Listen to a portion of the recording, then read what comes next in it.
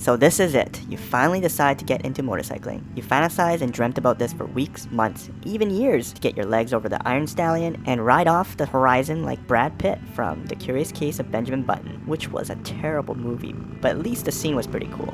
However, before your fantasy comes true, there is that big hurdle that you must first jump over, and that is getting the buy-in from your loved ones. For those free-willed individuals out there who don't need to ask permission or blessing from anyone to start riding a motorcycle, I salute you. But for some of us, we're bound by blood, banks, and sometimes love to include our dearly beloved family and partners into the decision process of riding a motorcycle. But KS, aren't you a fully grown adult who has a job, who no longer needs to listen to others and can do whatever you want? No, that's a hard no. As an adult with increasing responsibilities and dependencies, I realized that the decision such as this should not be made by myself because something terrible was to happen to me from motorcycling. It would be my loved ones that would actually have to carry the burden from my choices. So even as a fully grown adult with a job, a home, a disposable income, I felt the need to get the blessing from my wife, my sister, and parents just to get into this hobby because maybe deep down I wasn't really 100% convinced myself. For the less fortunate chaps like me who grew up in a household that always viewed motorcycling as the most dangerous activity on earth,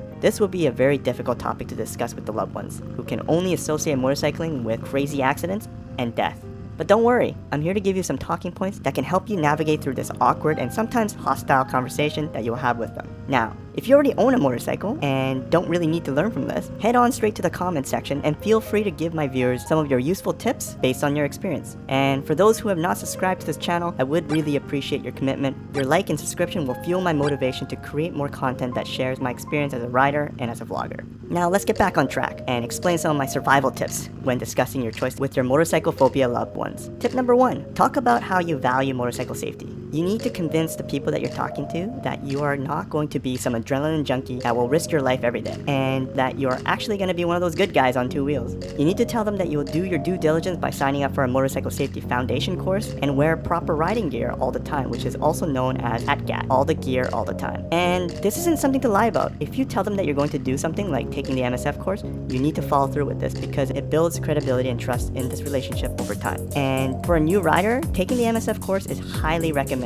because it covers a lot of the basic fundamentals of riding, such as how to control the bike, how to change gears, how to stop, how to pick up a bike that is dropped, and how to go over obstacles. There's so many details that you will not be able to pick up on your own by watching YouTube videos, so taking the MSF course is definitely recommended. And as for gear, you need to let them know that you'll be riding responsibly by covering yourself up from head to toe. Why? Because we human beings are very fragile creatures when we're thrown off a moving object that's going faster than 50 kilometers per hour. The gear that you wear will at least increase some of your chances to survive and hopefully come out without any damage. You need to first understand that motorcycling is definitely a more riskier mode of transportation than the smallest 4-wheel cage vehicle on the road. And if your loved ones are not convinced that you are not doing all you can to protect yourself, this conversation can go sideways pretty quickly. Now, the cost of getting riding gear or taking a course may add up pretty quickly. And if you have not thought about budgeting all of this on top of the cost of your first motorcycle, then you may not really be ready for the next topic of conversation, which is money. Tip number 2, show me the money. Depending on who you're talking to, this topic can get a little dicey. If you're talking to someone who will be financially impacted by your spending on motorcycle stuff, it will be extremely important that you don't bring this topic up until you got all of your ducks in a row.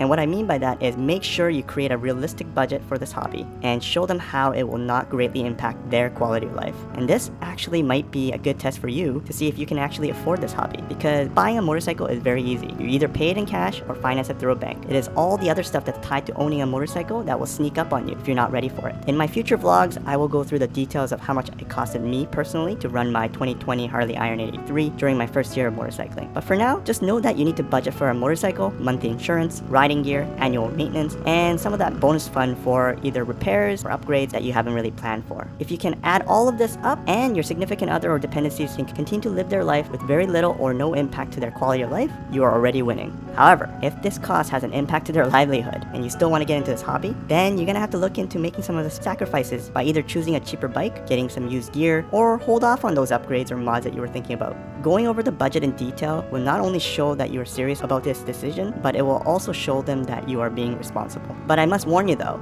this topic can lead to pretty heated arguments, so tread carefully. If you truly value the relationship, take the time to come up with a good plan.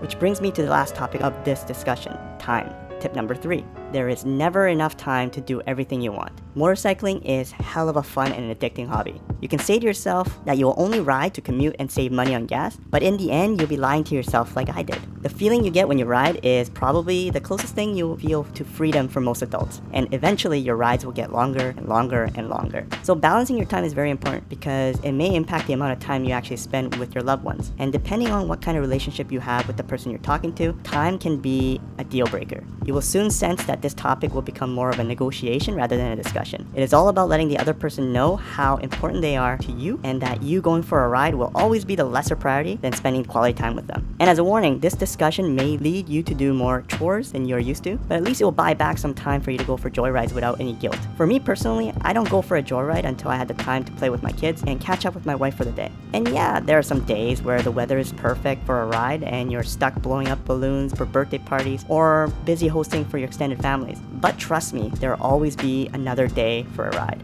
It is all about having a positive attitude and showing your loved ones that you care more about spending time with them rather than going for a ride. Eventually, they'll pick up on your positive energy and will be more open for you to go on longer rides without any drama. However, in the beginning stages, you need to let them know that the world means everything to them. And even if that means you offer them an out, as in letting them know that you are willing to quit riding if he or she feels truly against it after a year of riding. One thing to understand from all of this is that the aim here isn't to persuade them to think that motorcycling is safe or danger-free, because you'll never be able to persuade them if they have never ridden a motorcycle. So the aim here is actually to convince them that you have really thought this through responsibly by showing them that you are taking all the safety precautions available to you, that you have the funds available to afford this hobby, and time to ride without affecting the quality of life of your loved ones. Beyond that, if they're still not convinced, then look to the comments below to see if there's any other advices out there. Hope this helps for some of you. Please ensure that you like and subscribe if you enjoyed this episode. As always, ride safe, ride prepared, ride on.